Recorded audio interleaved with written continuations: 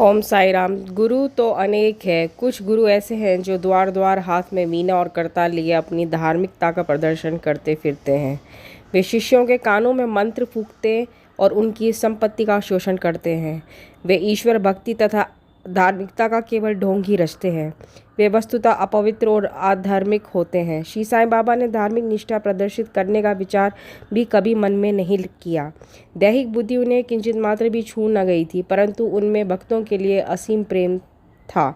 गुरु दो प्रकार के होते हैं, नियत और अनियत। अनियत गुरु के आदेशों से अपने में उत्तम गुणों का विकास होता तथा चित्त की शुद्धि होकर विवेक की वृद्धि होती है। वे भक्ति पथ पर लगा देते हैं, परंतु नियत गुरु की संगति मात्र से द्वैत बुद्धि का ह्रास शीघ्र हो जाता है। गुरु और भी अनेक प्रकार के होते हैं जो भिन्न भिन्न प्रकार की सांसारिक शिक्षाएं प्रदान करते हैं। यथार्थ में जो हमें आत्मस्थित बनाकर इस भावसागर से पार उतार दे, वही सद्गुरु है। श्री साईं बाबा उसी कोटि के सद्गुरु थे। उनकी महानता अवर्णनीय है। जो भक्त बाबा के दर्शनार्थ आते, उनके प्रश्न करने के पूर्व ही बाबा उनके समस्त जीवन की त्रिकालिक घटनाओं का पूरा विवरण कह देते थे। वे समस्त भूतों में ईश्वर दर्शन किया करते थे। मित्र और शत्रु उन्हें दोनों एक समान थे। वे निस्वार्थी तथा दृढ़ थे।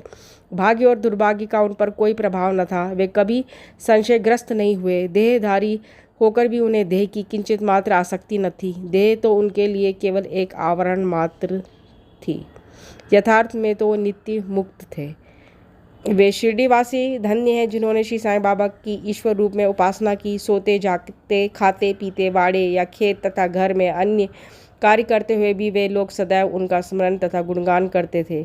साईं बाबा के अतिरिक्त दूसरा कोई ईश्वर वे मानते ही नहीं थे। शिरडी की नारियों के प्रेम की माधुरी का तो कहना ही क्या है। वे बिल्कुल भोली बाली थी। उनका पवित्र प्रेम उन्हें ग्रामीण भाषा में भजन रचने की सदा प्रेरणा देता रहता था। यद्यपि वे शिक्षित न थी, तब तो भी उनके सरल भजनों में वास्तविक काव्य की झलक थी। ये कोई विद्वता न थी, वरन उनका सच्चा प्रेम ही इस प्रकार की कविता का प्रेरक था। कविता तो सच्चे प्रेम का प्रकट स्वरूप ही है, जिसमें चतुर श्रोतागण ही यथार्थ दर्शन या रसिकता का अनुभव करते हैं। तो इस तरीके के थे हमारे श्री सद्गुरु साईं बाबा, जिनको कोटि कोटि नमन है। कभी भी उन्होंने किसी भी चीज़ का लोभ नहीं करा, किंचित मात्र भी, और हमेशा ही ईश्वर को ही अपने मन में समाये रखा। अपनी किसी भी चीज़ का उनको कोई भी लोभ नहीं था। वो क्या पहन रहे हैं, क्या खा रहे हैं, इस बात का उनको कोई भी ज्ञान नहीं था। तो इस प्रकार के संत होना बहुत ही मुश्किल है, जिन्होंने खुद जो है माया को त्याग दिया हो, सब प्रकार के लोभों को नष्ट कर डाला हो, और वही जो है किसी भी भक्त को इस भवसागर से तारने के लिए बिल्कुल सद्गुरु कहलाने लायक है। तो इसलिए जो लोग भी उनकी जरा सा भी अपमान करते हैं, तो वो कुछ नहीं, सिर्फ पाप के भागीदार ही बनते हैं।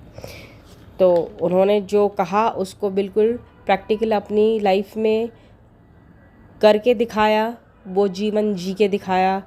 तो इससे बड़ा और वो क्या कर सकते थे। और भक्तों के कल्याणार्थी उन्होंने अपने जीवन का त्याग कर दिया। ओम साई राम।